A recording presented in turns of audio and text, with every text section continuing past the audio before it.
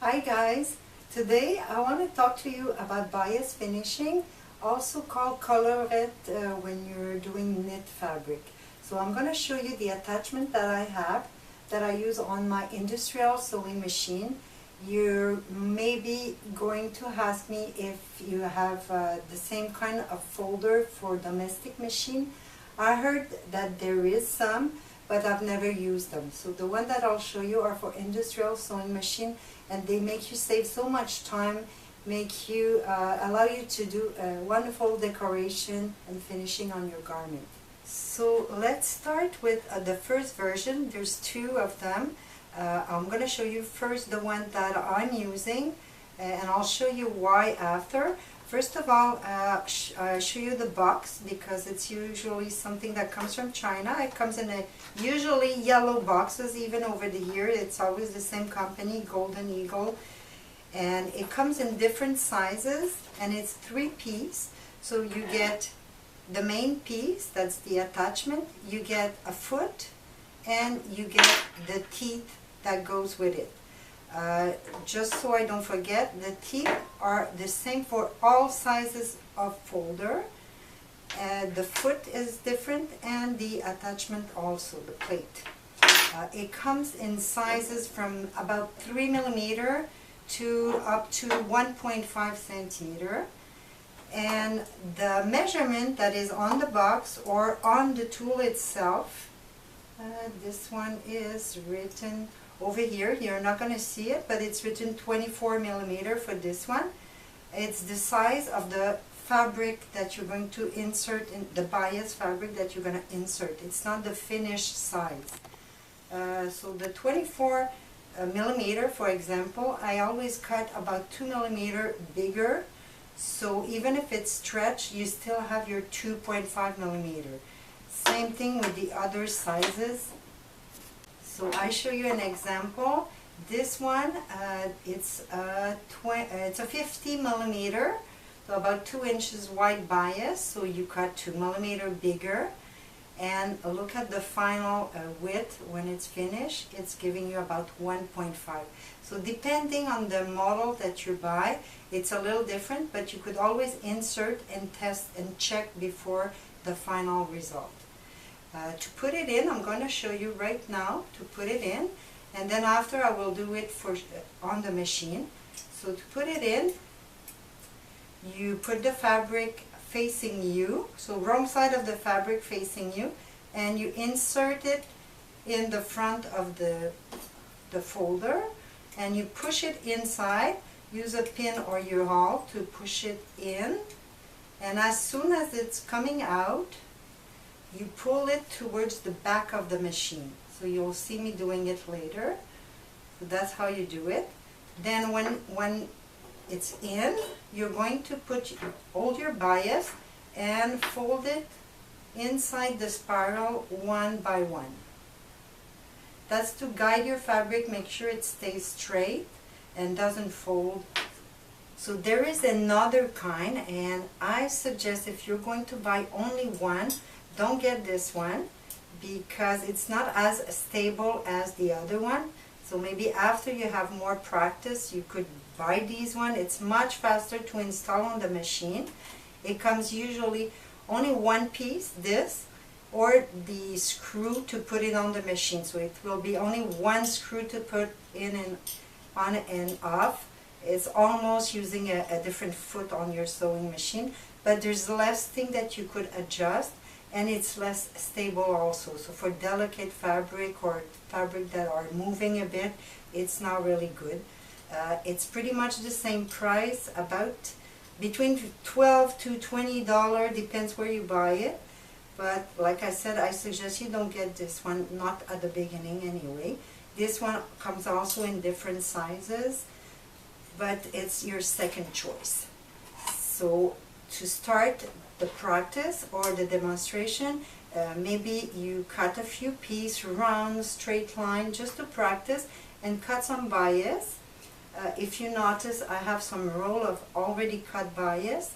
There's company that are doing it for you. You send meters of fabric and they could cut it really straight. It's important you take your time when you cut to have it perfectly straight.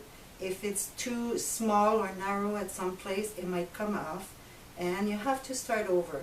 So, or you get these already done in some store that they have leftover from company. That's what I usually buy. And you get as many colors as you want. They come in all different fabric, silky fabric, lining fabric, satin, cotton, all kind of fabric. So let's go now for the demonstration.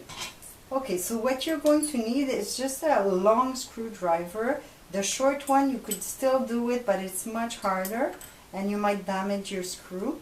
So open your little door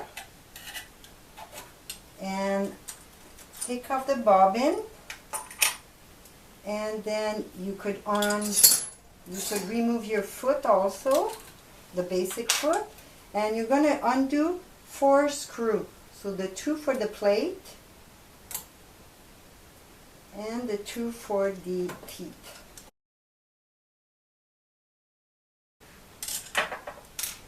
So now you remove your plate, and same time, very often they're dirty. I take it out very often, so it's not that bad.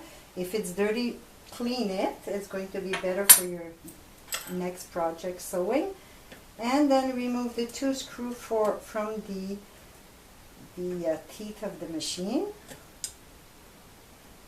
And be careful with these small little screws, because if they fall, they're gonna get really dirty and it's pretty hard to find. So the 2 little screws. Same thing here. Take advantage that you're taking them off to clean your little teeth, because that dust goes into your garment or your sewing that you're doing. Same thing over here. If you see there's dust, you could take the time to remove it. So I put these 2 away, not too far, but just to make sure I install the proper one for the folder. So I start with the front screw of the teeth. So align with the little hole, and you're going to screw almost all the way, but don't make it tight yet. Second one.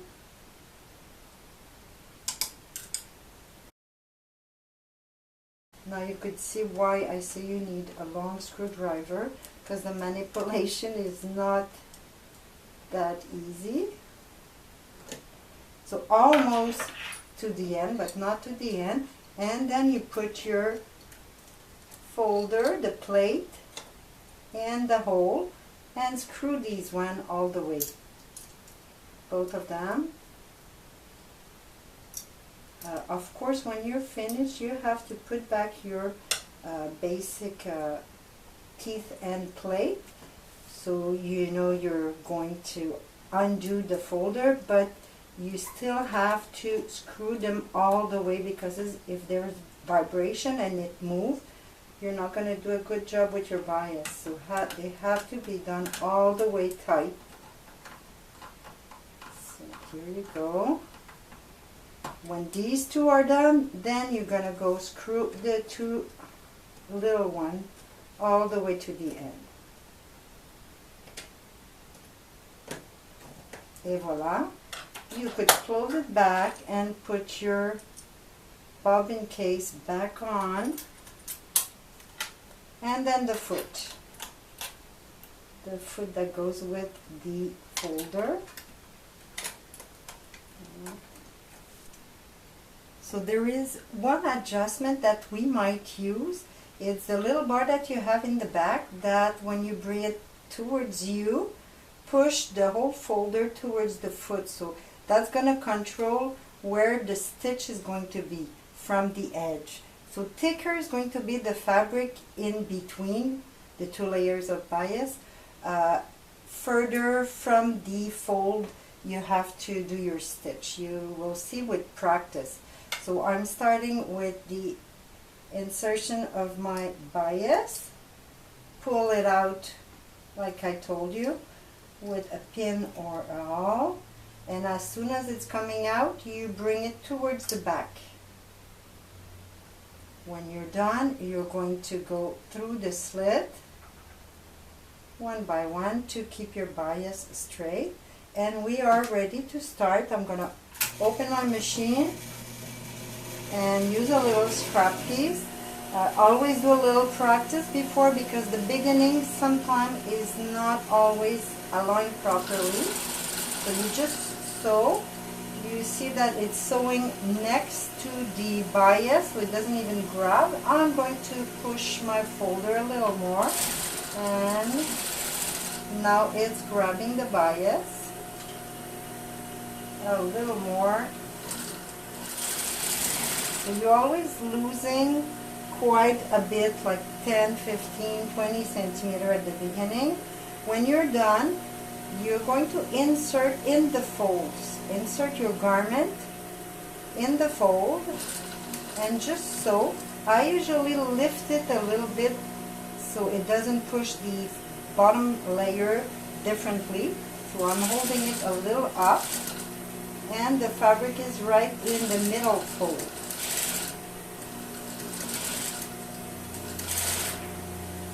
You could see the result, pretty neat. This is about 1/4 inch or 6 millimeters, something like that. And now I'm going to show you with stretch fabric. So I'm going to take this off and do what they call the collarette. So I have knit fabric on the stretchy side. I'm going to cut an angle at the beginning to be able to put it inside. So, wrong side facing you. Put it in. Use a pin to pull it.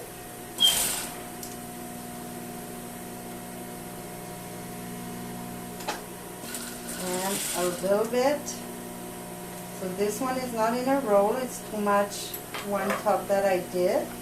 So I'll use the same fabric, but it could be, you could mix and match woven and knit fabric. So make sure you don't stretch your garment and that your fabric stays straight. And here you go, you have your t-shirt collarette. And believe it or not, this gives you a stretchy point, because they're so tiny, the point, that your garment remains stretchy. So I hope this was helpful. Don't forget that you could do bias for seam allowance finishing, for all around neck, armhole. You could also do your little cord. So I hope you enjoy, and I see you next time.